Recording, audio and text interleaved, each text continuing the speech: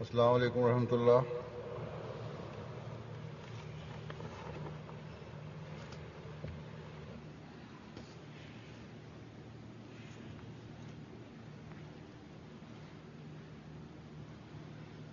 अशहदु अल्ला इलाहा इल्लल्लाह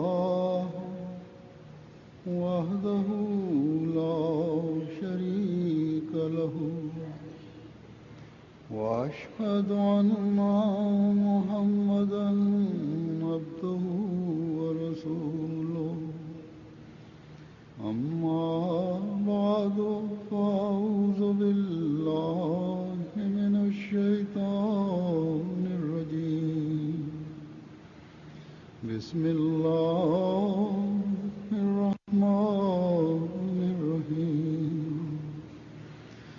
अल्हम्दुलिल्लाहि रब्बिल आलमीन। अर्रहमानिर रहीम। मालिकि यौमिद्दीन। इय्याका नअबुदु व इय्याका नस्तईन।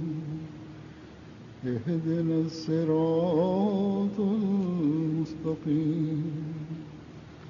सिरातल लज़ीना अनअमता अलैहिम गैरिल मग़ज़ूबि अलैहिम वलद्दाल्लीन।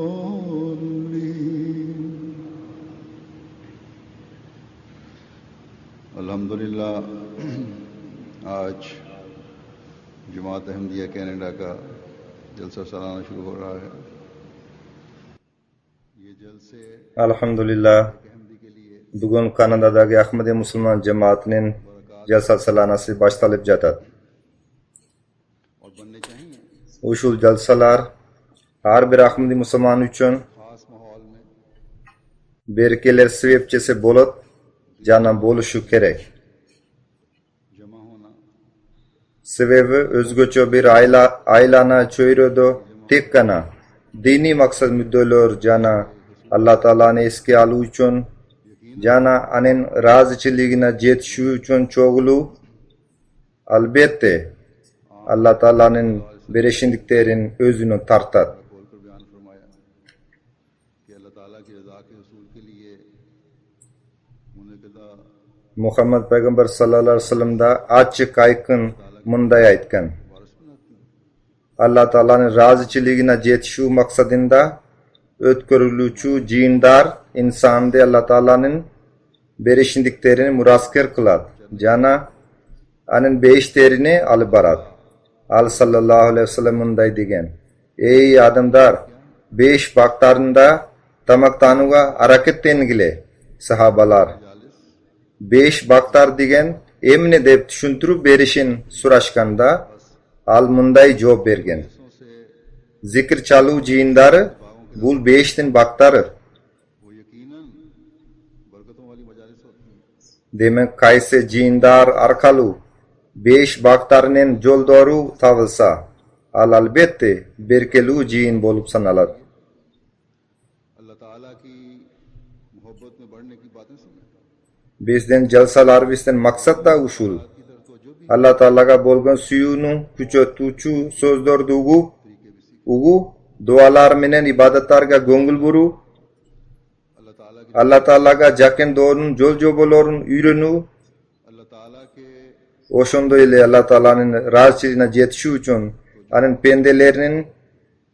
pendelerining haq huquqlarini नेकियों की तरफ तवज्जो, o'rindatuga ko'ngil buru. अदायगी की तरफ तवज्जो, खुदा ताला का शुक्रगुजार बनाते हुए Anan yaxshiliklarga burilgan ushul ko'ngilbuz jana boshqalarning haq huquqlarini o'rindatuga qo'yilgan niyatimiz bizda Alloh taolaga shukr qiluvchi inson qilib til dervis ane eskeruv menen halik bo'lib bizda 5 vaqtlarni bag'itlaydi. जिसका हक अदा किया जा रहा हो, वो जब देखता है U shunday jinlarda başkalardan hak hukuklarini orundatuga göngül burulup jatkandygy Allah Taalany guvandyrat. मजलिस में इसमें Jana hak hukuklary atkarılıp jatkan adamda से हो रही है तो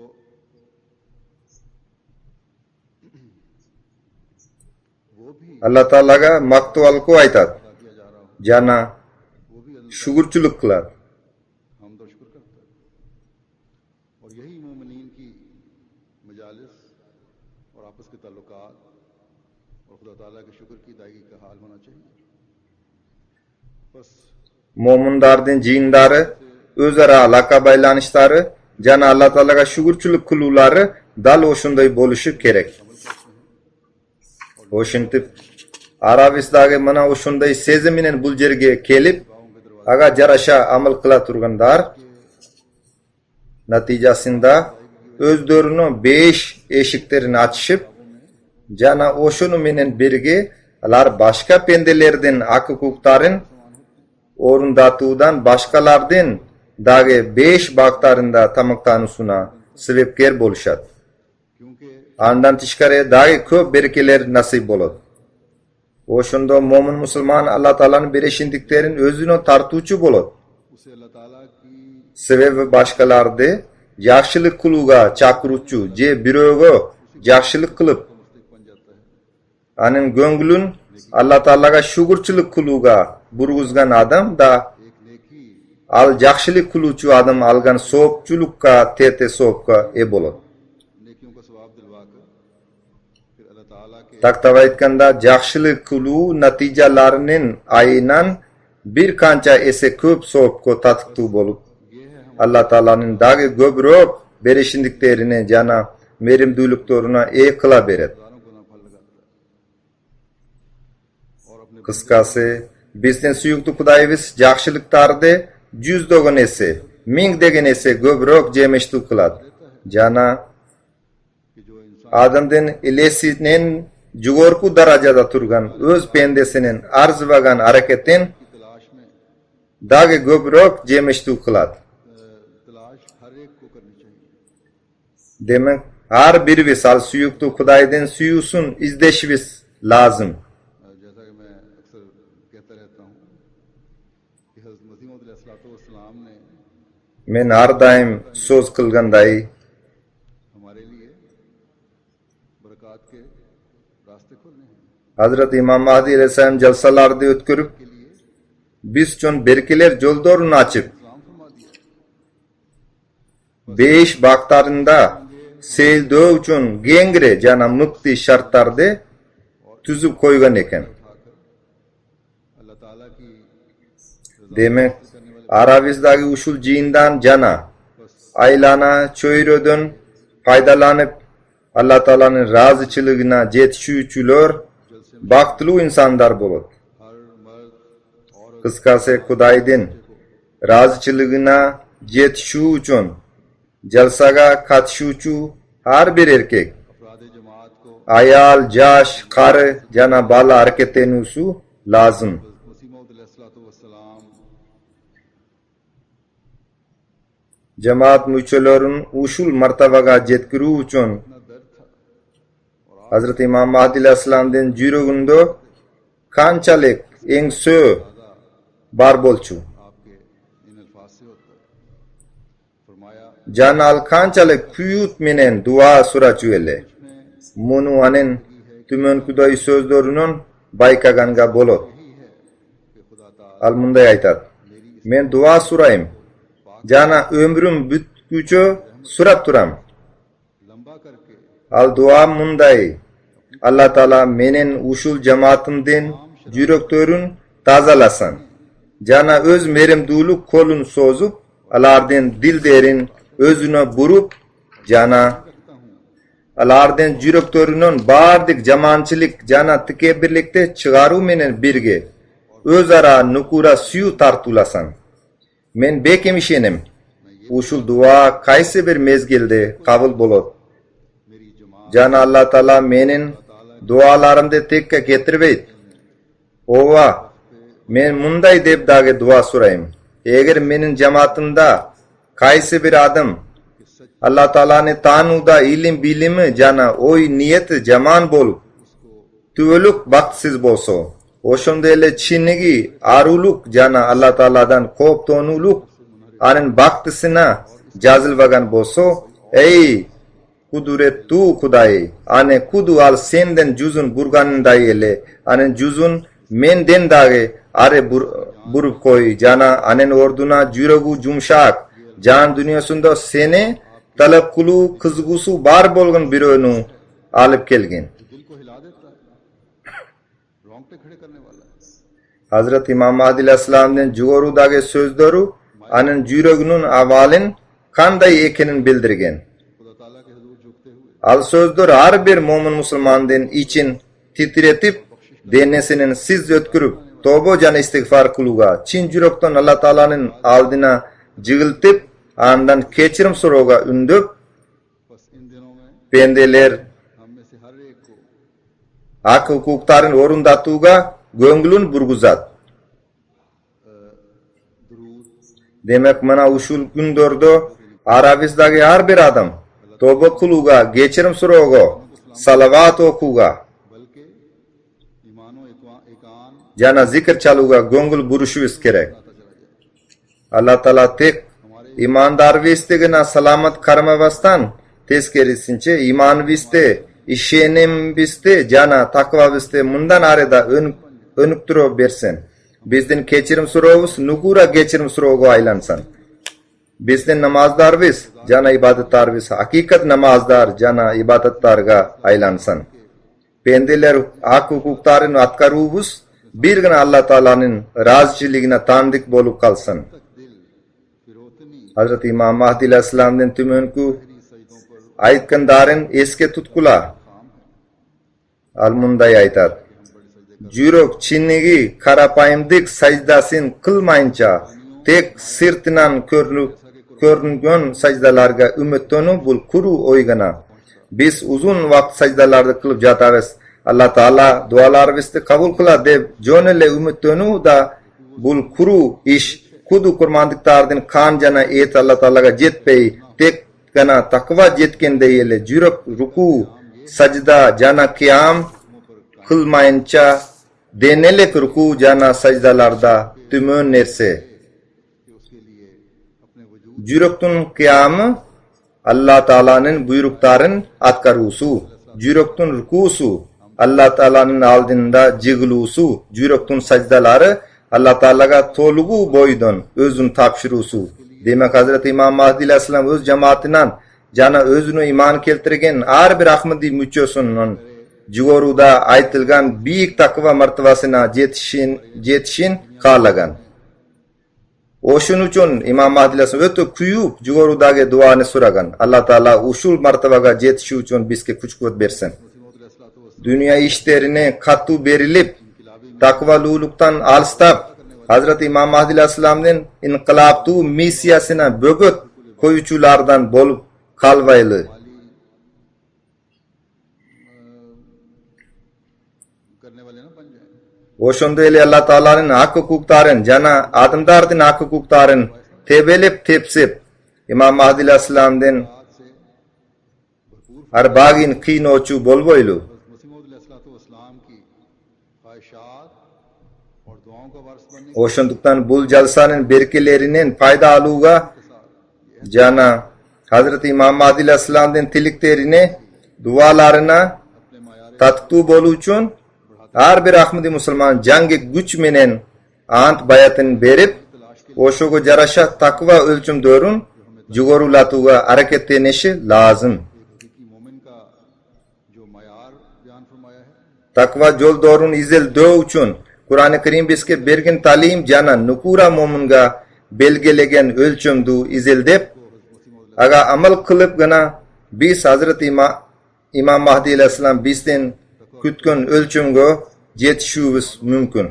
मुख्तलिफ नहज से बेशुमार जगह जिक्र है जिनमें से बाज कमा Kur'an-ı Kerim'den bir top jerinde takva jolunda jürü turalu har kanday misaldar menen har xil ikmalar jazılgan. Har birimiz özbüstü tekşirүү üçün bul jerde o'shalardan ayrimlarin so'z qilam. Alloh taolo munday aytadi: अन्नाहु ला इलाहा इल्ला अना फत्ताकून। तकवा का मतलब है बचाव के लिए ढाल के पीछे आना। Menden başka sinuga tattu hech kim yo'q. O'shundukdan mendan qo'rqinglar, taqvo bo'linglar. Taqvoning ma'nosi saqtanu uchun taqvo qalqonining arkasida bekinu. Günahlardan saqtanu jana qiyinchiliklardan saqtanu chorasini ko'ru. Demak Alloh taolo aytadi: "Egarda maga chin niyat bilan ibodat qilsanglar, anda bul taqvo. Al sizlarni har joqdan qo'rg'aydi. Günahlardan saqtaydi. Qiyinchiliklardan qutqaradi." Bilib qo'yglar. Agar Alloh taologa chin niyat bilan ibodat qilsanglar, anda bul Alloh taolodan qo'rquv jana qo'rqto'ning martabasi bo'lib sanaladi. Biroq bul qo'rqtonu jana qo'rquv nukura ibodat qiluvchi jana chinnigi mo'mindun Alloh taologa bo'lgan suyusunun negizinde payda bo'ladi. Al boshqacha so'z bilan aytganda taqvo deb ataladi. Demak, taqvo yo'lida yurgan jana Alloh taoloning rozichiligina jetuvchi inson deb atalish uchun har bir ahmadi musulmon ushul ibodatlar aqsin aqtogo harakat qilish kerak. Adam balasining jaraluvsunun eng ulug' maqsadda ushul. Alloh taolo munday aytadi: "Va ma xalaqtul jinna val insa illa liya'budun." Men jinlar bilan insonlarni menga ibodat qiluvlari uchun yaratdim. Hazrat Imom Mahdi alayhissalom munday aytadi: "To'g'ri, har qanday tabiatu odamlar o'zining tumun tushunigunin jana dindan alis bo'lganunun aynan o'z yashosuna har qanday maqsad muddalarni belgilab olishadi. Biz bayqaganday hozirdagi jana ezelteden beri adam o'z yashosuna maqsad muddalarni o'zi qo'yib, men ushul maqsad muddalarni o'z oldima qo'yganman. Jana igilik tu'lugumdun sir mana ushulardagina deb o'ylov menen Alloh taolo insonni emne maqsad bilan yaratganligini esdan chiqarib qo'yibdi. Taqdir aytganda dinga qaydiger ma'milenin aynan o'z yashosinin oldina har qanday maqsad muddalarni qo'yib olishadi. Aldagi munday qo'shimchalaydi: "Alar tek dunyo maqsad muddalari jana tilikteringina chektelib to'xtab qolishadi. Biroq Alloh taolo o'zining iyek so'zida bayonlagan chinnik maqsad muddo bul. Va ma xalaqtul jinna val insa illa liya'budun." Men jinlar bilan insonlarni meni tanuvlari uchun, yana maga sinuvlari uchun yaratdim. Demak, ushul oyat bo'yicha insonning yashosining tubqi maqsad muddosi Alloh taolaga sinu o'shunday ele ane o'zining Xudoyi deb tanu yana aning suyusining to'lg'u bo'yidan singib ketusu.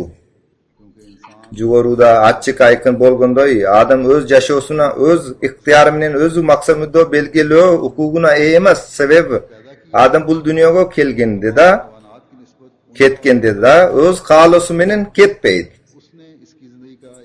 Adam bo'lgani bir yaratilgan maxluq, ane yaratgan aga bardik hayvonotlarga qaraganda eng miqti jana eng kuchli jondomdordu tartulov bilan birga ane yashosuna bir maqsad muddoni belgilab qo'ygan ekan. Adam balasi ushul maqsad muddoni tushunmaydi. Biroq odamdan jaraluvsunun maqsad muddosi albatta Alloh taolaga sinu, ane o'zini Xudoy deb tanu, jana aning suyusining to'lg'u bo'yidan singib ketusu. Qisqasi, bu har bir ahmadi musulmon elay turgan jana elosu zaril bo'lgan martaba jana o'lchim. Bu uchun harakatlanuvsi kerak. Odam o'zining qanchalagan maqsadlarni belgilab olbasan, jana aga yetishuga harakat qilbasan, aning yashosi bekor jana beymani.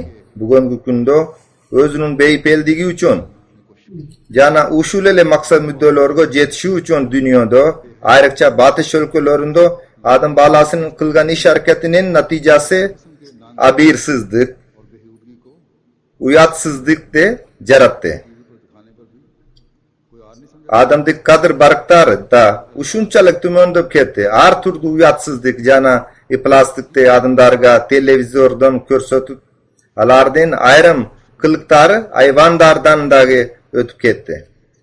इन्हीं की हालत का अल्लाह ताला ने Aga çevirçilik dep nam berip फरमाया beypeldik tabunun jolu usul dep aytışat. Mana oşondoy adamdardın avalen Allah Taala bir jerde tümönkuday sürettoy.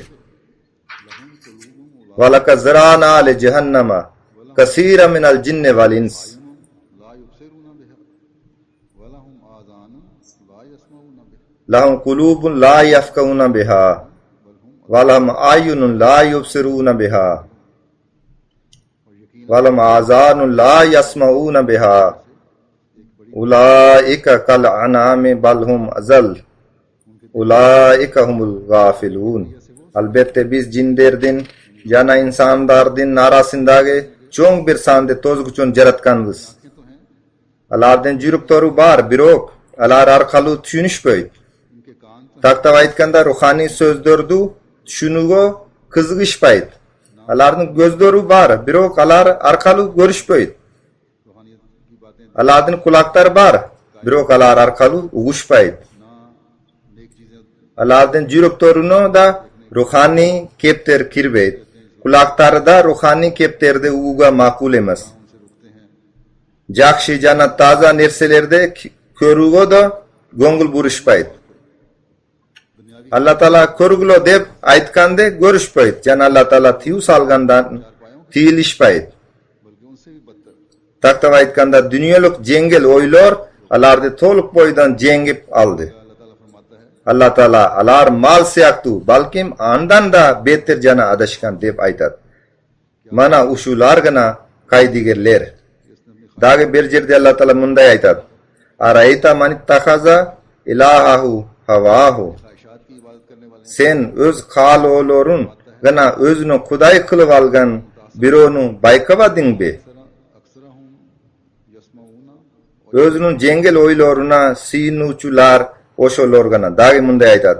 Am tahsabu anna aksarahum yasmauna o ya'kilun. दल्लो सबीला क्या तू गुमान करता है कि इनमें से अक्सर सुनते हैं Inhum illa kal anami balhum azallu sabila. तरह हैं बल्कि उससे भी ज्यादा भटके हुए उनसे भी ज्यादा बदतर Alardan köpçülüğü ugat jana düşünöt dep oyloysun bu. Jok, alar çarva maldar siyaktu. Teskerisinçe alar andan dagi göbrok joldan adışkandar. Bul ayatlarda özünün jaralığı maksattin düşünbogon. मकसद बताया है उसे तो भूल Jana özünün jengel oylorun gana erçigin adamdar sürettelgon. Hazreti İmam Mahdi aleyhisselam jogoruda aytkanday özü jaratıp anan jaralığı maksattin belgelegen Kudayden maksattin estin çıkarıp öz maksatların özleri izeldeşüydü. भटके हुए Mana oşunday adamdardan turak jayı tozuk. Hayvanatlardan amaldar isep kısap kılınbayt. यहाँ ये बात वाज़ेह हो कि अल्लाह ताला ने जब ये कहा Mana usul adashkandardan amaldarının isep kısabı alardı albette tozuk albarat. कि खुदा न खास्ता Bul jerde ayta ketçu dage bir nerse Allah Taala'nın biz köptogon sandagi adamdar menen jinderde tozuguchun jaratkan biz dep aytkanından Kuday saktasan Allah Taala'nın sözünde karma karşılık boluda dep düşünboş gerek. Bir jaktan men jinder menen insandarda ibadet uchun jarattam dep alemi ikkinchi jaktan tozuk uchun jarattam dep aytib jatat dep. कि खुदा ताला की Mun manisi Allah Taala tarafından hidayet çaraları görüldü. Jana Allah Taala'nın merim duyluğu da öto gengire. अपनी दुनिया और आखिरत के संवारने Birok uşuga karavastan köpçülük andan faydalanbayt. शायद Allah Taala'ga ibadet kılıp öz dünyası menen ahiretten oң doğu çara görbayt. अहले लोगों इसकी वजाहत इस तरह भी करते हैं Alın orduna özünün jengel oylarını erçip tozuk joldorun gözdoy jol alıptır. ये इजाफा उनके Lingvistler bunu uşunday da çeçmeleşer. Cehennem sözünün murda li cehennema dep koldanılgan. Lam tamgası koşumça kılıngan. Bul koşumça alardın maksat müddosunu emas, teskerisinchi alardan so'ngku natijasini ishorat qiladi. O'shintib odamzod हुक्मों पर अमल ना करके पहुंच Allah Ta'aladan alstab, anan ibadat hakkısını aktavay, anan buyruklarına amal kılvagan soň इंसान का özünün jaman akıbetine jetet. Bugun जानवरों से भी बदतर हरकतें करने bugunki kunda jugoruda men aytganday özünün kurulay jengil oylaryny erçişi adamda uşunday akıbetke alıp keldi. Adam balası hayvanlardan da iplas işlerde jasay başladı. Oşondoy beýmani iplas jana tümönku hareketler körülüp jana jasaluda. जानवरों से भी बदतर हो गए ये लोग Pornografiyalik filmler jana diskter açıktan açık satılıda. Alarda görüp Ahmadi नौजवान adamlar hayvanlardan da tümön dengilge düşüp ketişti. Men ökünü menen aytat elim. Keber bizden jaşlarыбыз al turgay orto jaş kuragındagi adamlardagi uşul siyakty kurulay je azra kurulay kinolordu körü şıktanusuna kiripter boluşup jana mına uşul ele sebepten ayram üy bilolarda buzuluda degen arzdattanular düşüp keluda. Demek har bir adam Allah Ta'aladan korku kerek. Allah Ta'ala mına uşunday yadışkandardan turak jayı tozok ekinin açık aytıp koygan. Hazreti İmam Aleyhisselam da açık aytkan eken. Eger menen berge bolmokçu bolsuňlar, anda uşul kurulay işler jana jengil oýlardy taştagıla. Je bolbosa menden bölünüp ketkile. Mana oşunday adamlar jalpysynan jalsalarga kelişpeyt. Jemaatdan da alystap ketişet. Birok तो अपनी इस्लाह की कोशिश करने eger alar jalsaga kelgen boluşsa, इससे पहले je kulaktaryna uşul sözler kirip kalsa, je alardan tuğuşkandary alarga jetkirip koýuşsa, anda oşundoy adamlar özlörüň oňdogy hareketlenýärleri kerek. Je bolbosa, jemaat başkarmanlygy kandaydyr bir kadam şiltey ellekde özlörü jemaatdan bölünüp ketýärleri lazım. Kudu oşunday ösüpüm jaşyna kadam koygan öspürüm dörda bar. Akarany jakşy ayrımalay alışpayt. Üýündegilarda da aytışpayt. Jemaat tüzümüne de ança baylanışpagan bolşat. Alarga da aytar elim. Uşul siyakty kurulay nerselerde kinolarda körü je jana başka uşul siyakty nerselerde adamda mas kılúçu zatlardan bir türüne kiret. Oşunduktan mana uşunday kurulay işlerige kabylyp ketken adamlar menen dost bolbaglar. Sebebi siler de alardan tasirlenip kalasyňar. Eger bir jolu bolsa da kandaydyr bir iplastikka bulganyçka kabylsaňar ताला ने फरमाया है anda al nerseden kayra çıkış or bolup kalat. Hazreti İmam Mahdi Aleyhisselam bir yerde uşul ayatlarda çeçmelep munday aytat. Allah Taala biz köpçülük adamlar jana jinderde tozuk üçin jaratdyk dep aytdy. उनको जन्नत की तरफ बुलाया जाता Ananalar özleri oşul tozuktu jaratyp alışdy dedi. है बुलाया जाता है Allah Taala oşul tozuktu jaratgan emas, teskerisinçe alar özleri tozuktu jaratyp alışdy. Alar beşke çakırlat.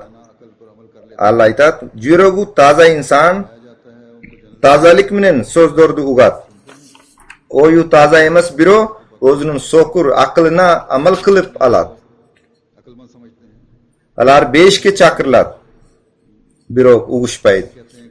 Jüregi tazalar taza kepterden tasirlenişet. Biro özün akılman dep bilgenler munday deşet. Uşul dünya jarıgından faydalı kerek. Alar özünün aklyna tayanıp ऐसे लोगों के लिए annan natijasında tozokka düşüp kalışat. दुनिया के जहन्नुम से भी Mana oşundoylar üçün dünya tozuku da और दुनिया ahiret tozuku da bolot. बतौर दलील और सबूत के Dünya tozugundan da kutula alışpay, dünya tozugu bolsa tigil dünya dogu tozuktun dalil katarı bolot.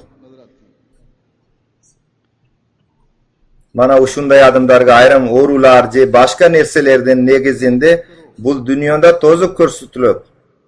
कोई जाहिर दौलत या हुकूमत या माल व इज्जत Anan İmam Mahdi Aleyhisselam dünyalik tozuktu surattab jate munday aytat.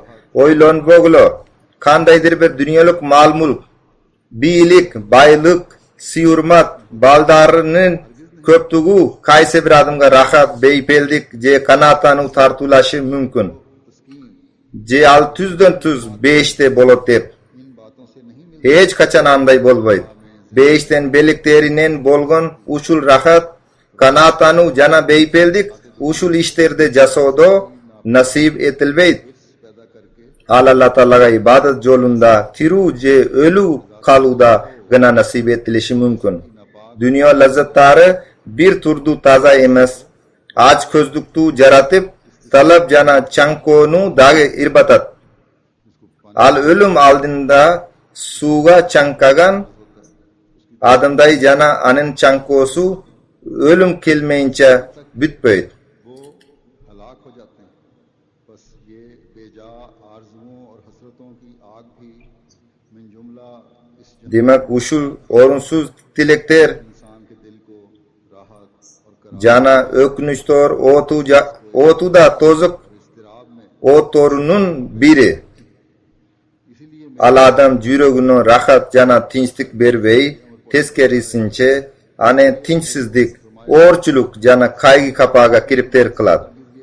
Oşunduktan bul nerse menin dostlarımdun nazarında he jaşıun bolbosun. Taktava aytkanda alar usul nerselerde eske saktaşsan. और एक जले हुए कोयले से भी स्याह İmam Mahdi Aslam dagi munday deydi. Usul ot adam jürögün kuyguzup ane kebepke aylantirip jana kuygon çöptunda kara kılıp koyot. Bul oşul Allah Ta'aladan başka nersege bolgun suyunun natijası. Kıskası nukura momen takva boyunca jurucu jana takvanı izil döçü insan दुनियावी बुतों को özünün her bir iş hareketin Allah Ta'alaga tanıdık kılısı gerek. Jengil oylor arkası menen elle beypeldik bolot degen dünyalık buttardı jürökten çıgarıp taştagandagına bir momin nukura momin bolu alat. Demek mına usul jalsa kundoru Allah Taala bizke özübüstü oңдоо mümkünçülüğün berdi.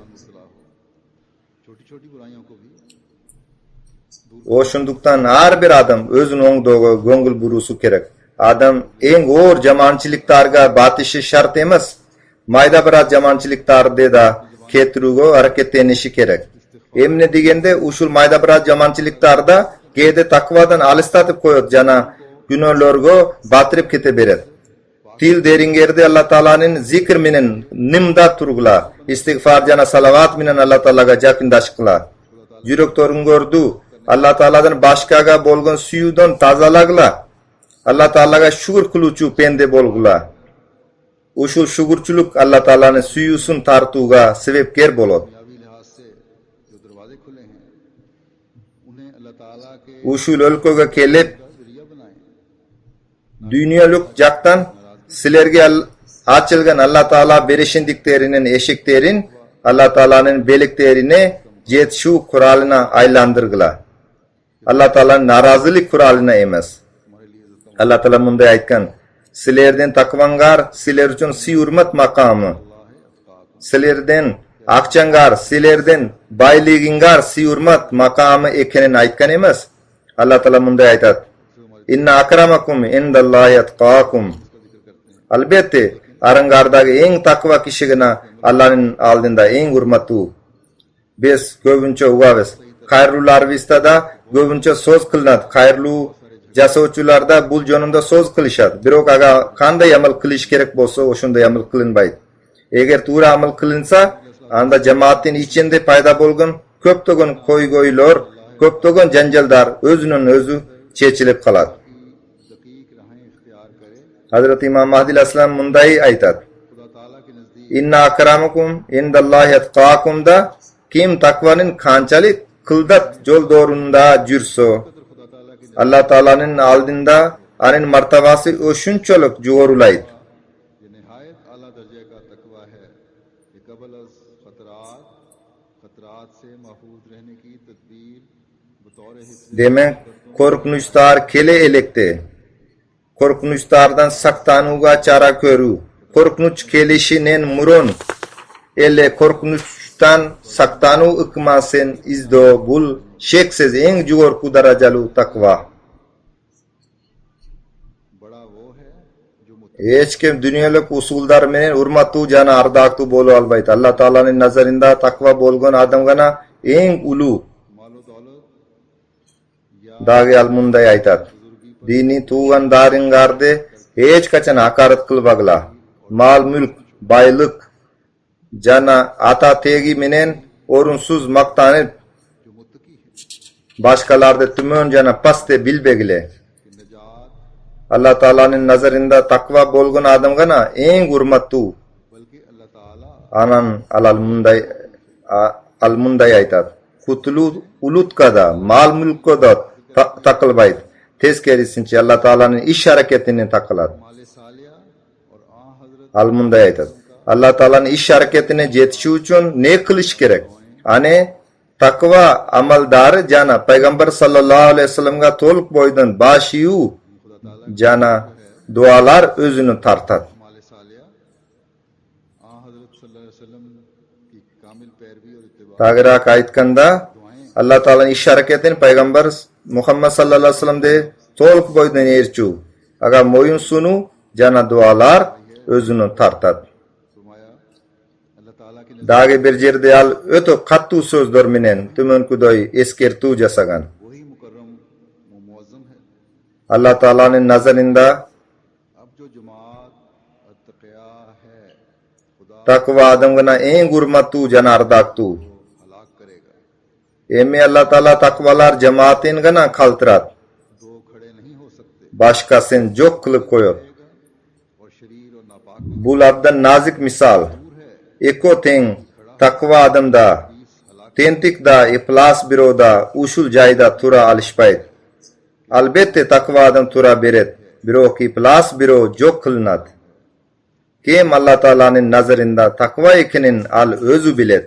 जो मुत्तकी है और बद Oşunduktan bulu öto koptu nerse. Takva bolgan insan baktulu. ये तमाम इशादात जो मैंने पढ़े हैं Alemi kargı şastında kalgan adam baktsiz biro. आपने फरमाया Kıskası खतरात से पहले men oku bergen sözdördün bar Çinni gibi Ahmadi musulmanda kıymaldatуга жетiştu. कि अपने हर Anın aytımında korkunçlar kele elekti. Al korkunçlardan saktanıgla. Korkunçlardan saktanı bulgana. इसमें भी शामिल हो जाए उस इंसान Kutkarılgan insanlar tizmeginin orun alış için her bir söz vus jana iş hareket ves Allah Ta'ala'nın razçiliğine jetişu kuralına aylandırılsan. Anan uşul tizmekten orun alu için adam balasında 3 hükmanı aytıp berdi. Birincisi takva amaldardı jasagıla. Her bir jakşılıklarga, ikincisi her bir jakşılıklarga jetişu için jakşılık kılu bolup sanılar. माल की निशानदही जो आ हजरत सल्लल्लाहु अलैहि वसल्लम Her bir kadımda jakşılıklar için gakarata şiltegile. Anan uşul jakşı amaldardın ülgüsün Muhammed Peygamber sallallahu aleyhi ve sellem'den ülgülü yaşosunan alu kerek. Muhammed Peygamber sallallahu aleyhi ve sellem'den ülgülü yaşosu turalu Hazreti Ayşe radıyallahu anha munday degenele. Anen adeb ahlakı bul Kur'an-ı Kerim. Demek Kur'an-ı Kerim'ge gongul buru kerek. की कामिल पैरवी करो तो फिर हासिल होगा। फिर Hazret İmam Mahdi aleyhisselam munday aytat. Muhammed Peygamber sallallahu aleyhi ve sellem de tolk boydan erçudon nasip olur. हुजूर झुकते हुए Anan öz amaldarıngardı. Jana Muhammed Peygamber sallallahu aleyhi ve sellem'den sünnetun erçu amaldarıngardı. Allah Ta'ala'nın aldığında jıgılıp dualar menen jasalgalagıla. Allah aytti. Uşulele cemaat baktısına igilik tuğluk jazılıp kalgan. Takva jolunda jürgün adamlar gana dünyanın jengip çıkışat. बस खुशकिस्मत हैं हम में से वो जो इस असल को समझ जाए, इस बात को समझ जाए। Demek Arabista uşul keptegi negizge nerseni düşünüp algandar. बल्कि खुदा ताला की रजा के रसूल Dünya baylıkların jogoru de bilbeyi अल्लाह ताला के फजल से tezkerisince Allah Ta'ala razçılığına yetişip इसकी कोशिश करती है। takva üçün hareketine turgandar. Baktulu insanlar Allah Ta'ala'nın berişindigi menen Ahmadi musulmandardan çoğun bir san bul üçün hareketlenet. Munda hiç kanday şek gümön yok. Bul nerse cemaat müçellerinin mamilelerinin jana kurmandıklarının ölçüm doğrunun baykalat. Birok Ali uşul maydanda dagi aldiga jilu kerek. Allah Ta'ala Arabistaga har bir adamga uşul manilu nerseni düşünügo. और अल्लाह ताला ने Takva boyunca jasholar vustu ötkürügo jana Allah Ta'ala takva pendege bergen vadalardan ülüş aluga kuch kuvvet bersen.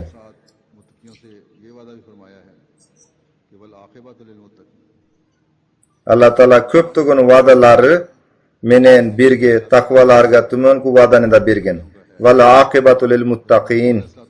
Akıbet takwalardyky. हर किस्म के Takta aytkanda igilik tuluk jana jakşy akıbet takwalardyky. Hazrat İmam Mahdi aleyhisselam munday aytat. Ar türdü körü albastyk, kektik, kastık, uşak aytu, tikebirlik, koyröňdük, başivistik, jana günölördün körünö, jana kömüskö joldorunan, jalkoluk jana kaydigerlikten saktangıla, jana jakşyla bilip koygula, akıbet takwalardyky.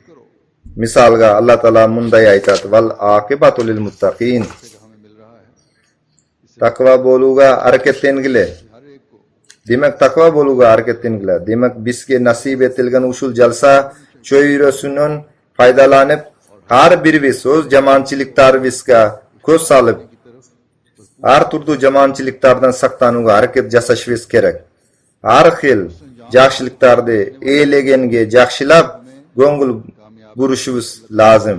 Antkene bizde igilik tuğluk menen Allah Taalanyň razçyligine tatykdy kula turgan akıbetke jetişeli.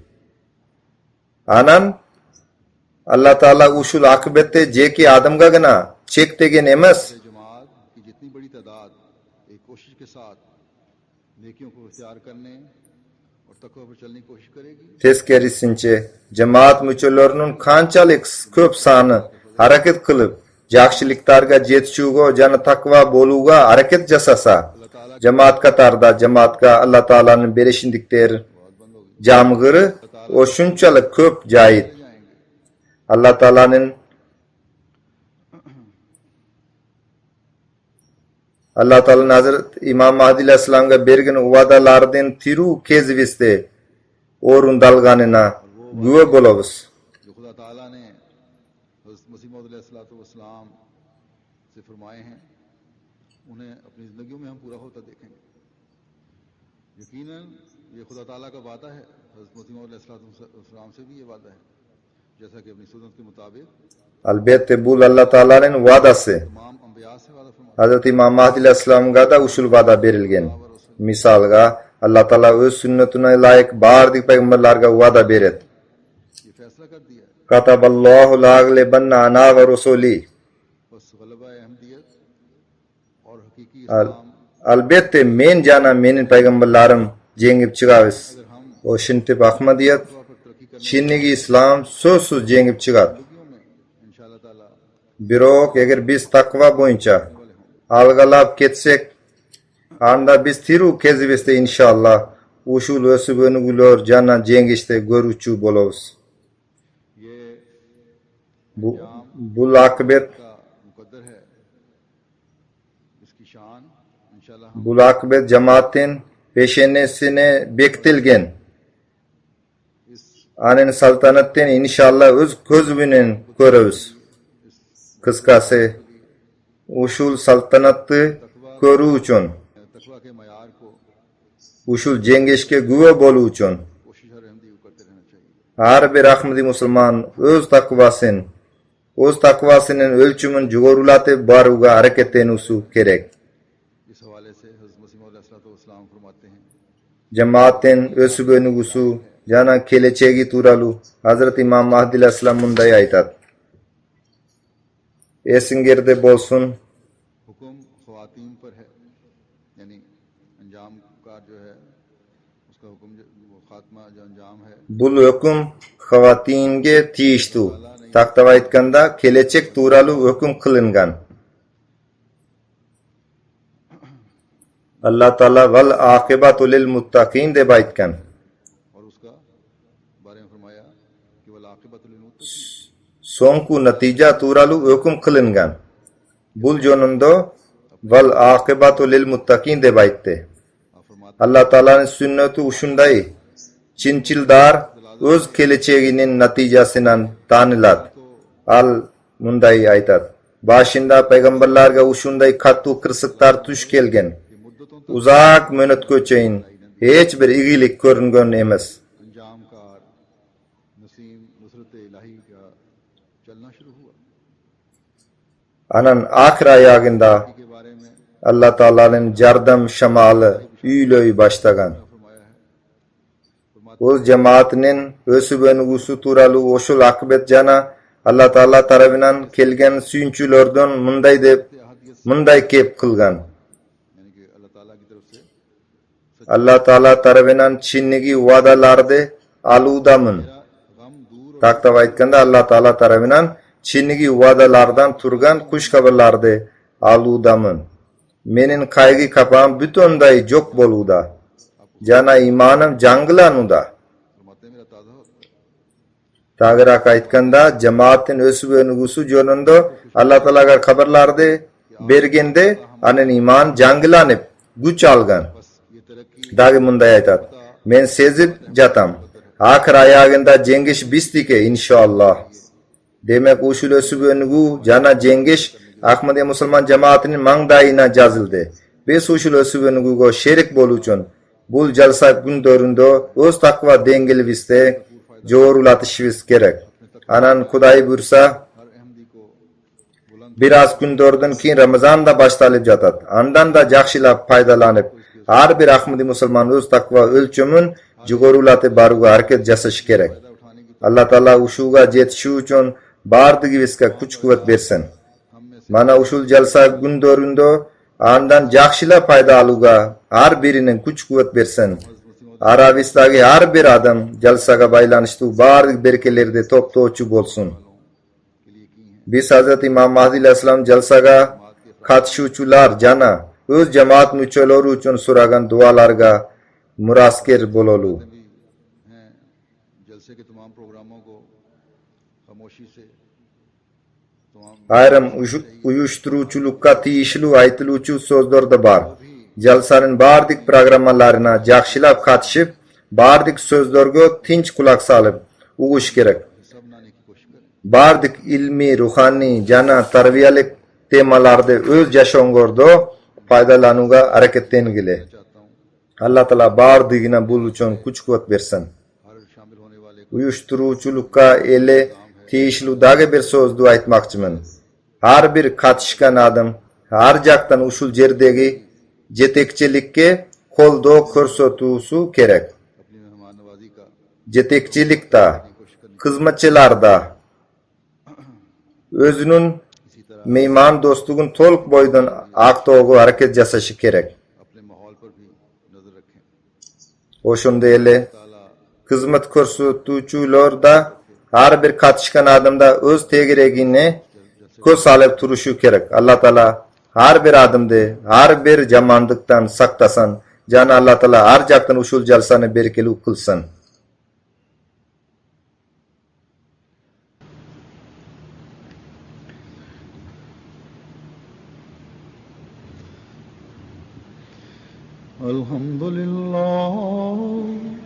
الحمد لله نحمده ونستعينه ونستغفره ونؤمن به ونتوكل عليه ونعوذ بالله من شرور أنفسنا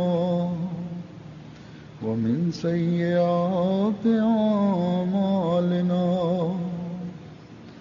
من يهده الله فلا مضل له ومن يضلل فلا هادي له ونشهد أن لا إله إلا الله ونشهد أن محمدا عبده ورسوله عباد الله رحمكم الله إن الله يأمر بالعدل والإحسان وإيتاء ذي القربى وينهى عن الفحشاء والمنكر والبغي يعظكم لعلكم تذكرون